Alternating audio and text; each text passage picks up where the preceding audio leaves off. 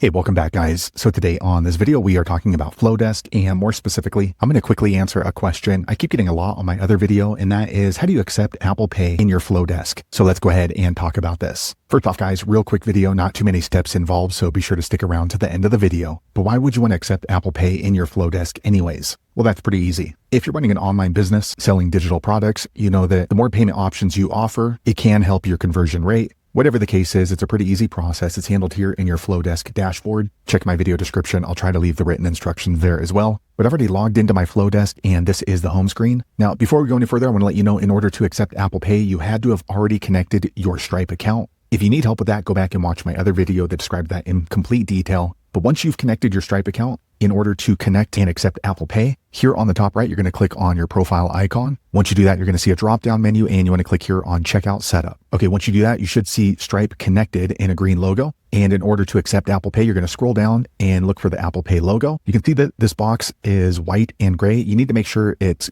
black, as you can see up here on my credit card, and just click it. Okay, and you should see this payment method enabled. So now when my customers are going through the checkout process, if they want to use their Apple Pay, it's going to be an option for them. So there you have it, guys. If you're wondering how to link or connect your Apple Pay to your Flodesk so you can accept payments, that's the easiest way I know how to do it. If you know an easier way, be sure to leave a comment below. Let the rest of us know how you did it. Hopefully you found that video useful. If so, click thumbs up, or maybe consider subscribing to my channel, and I hope to see you on the next video. Thanks again for watching.